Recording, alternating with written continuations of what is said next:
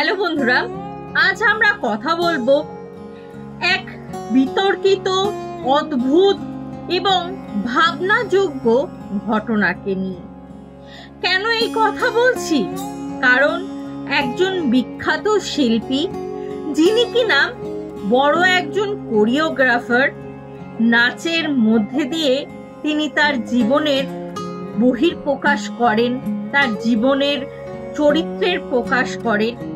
সেই বৃহৎ মানুষটি কি করেছে না, একটি নাচের মধ্যে মদের গ্লাসকে তার জুতোর ভেতরে নিয়েছে। হ্যাঁ, জুতোর ওপরে মদের গ্লাসকে নিয়ে তিনি নাচ করেছেন। আমি পাশে ছবিটা দিয়ে দিচ্ছি, তোমরা সকলেই চিনতে পারবে। তো এই নাচটা সত্যি কতটা যুক্তিযুক্ত এবং শিল্পী কি এরকম হওয়াটা উচিত বলে তোমাদের মনে হয়? তোমাদের কি মনে হয়? অবশ্যই কমেন্ট বক্সে কমেন্ট করে জানাতে কিন্তু কেউ ভুলবে না। নাকি গ্ল্যামারের মোহে আমরা ভুলে যাচ্ছি শাস্ত্র, সংস্কৃতি, আমাদের মর্যাদার আসল অর্থ কি? বন্ধুরা, একটা কথা আমি তোমাদেরকে সবসময় বলবো যে শাস্ত্রে কিন্তু আমাদের এই খাবার দাবার নিয়ে অনেক কথা লেখা আছে। তো চলো একে একে সেগুলো আমরা জেনে নিই।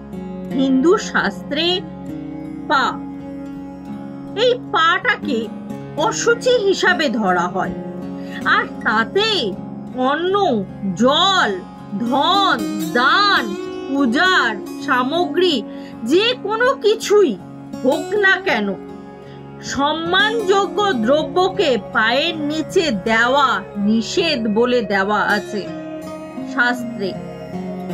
দ্বিতীয়ত, মনুশাস্ত্রে লেখাই আছে, মানে মনুস্মৃতিতে লেখাই আছে, যা জীবন ধারণের উপকরণ তাকে সম্মানের স্থানে রাখা উচিত।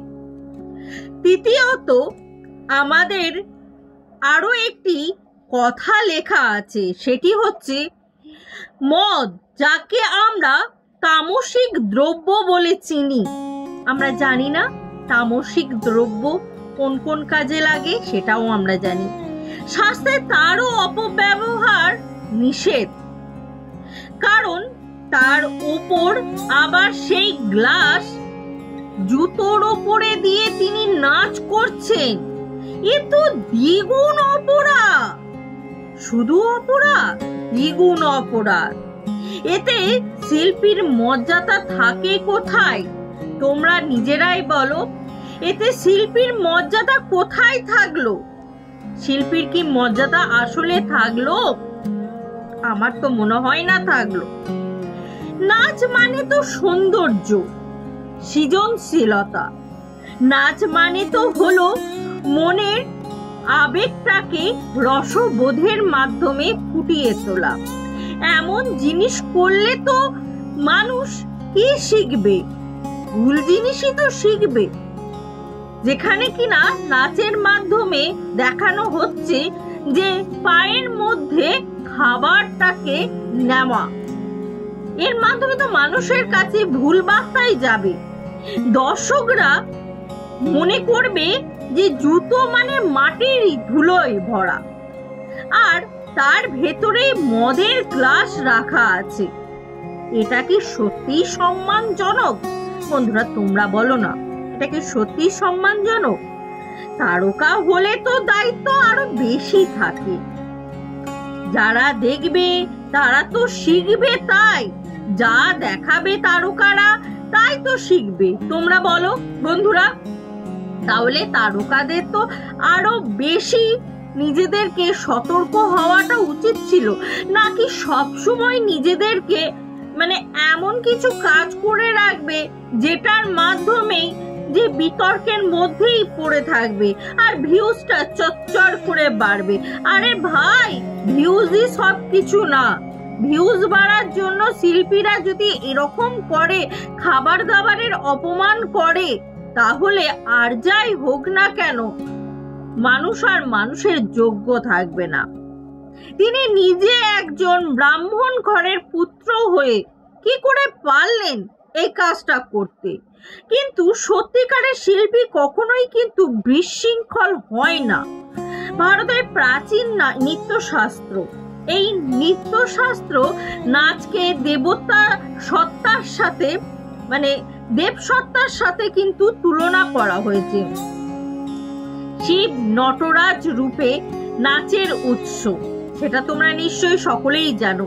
তার সামনে পায়ের জুতো, মধ্যে মদের গ্লাস।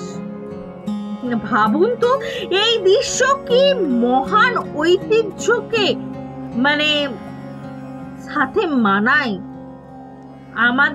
আমরা যখনই নাচ করি না কেন, আগে আমাদেরকে নটরাজকে প্রণাম করে কিন্তু নাচটা শুরু করতে হয়, কারণ তিনি কিন্তু আমাদের নাচের গুরু প্রত্যেকের।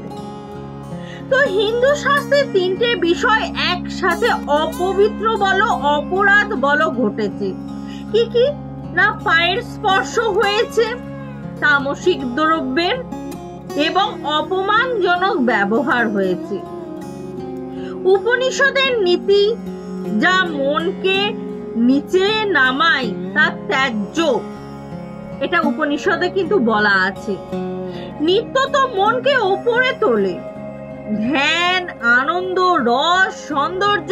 কিন্তু যখন নাচকে করা হয় হাসির খোরাক, বিতর্কের মানে উপাদান, শাস্ত্র বলে তো তাহলে অধর্ম করা হচ্ছে, ধর্ম তো কিছু করা হচ্ছে না বন্ধুরা।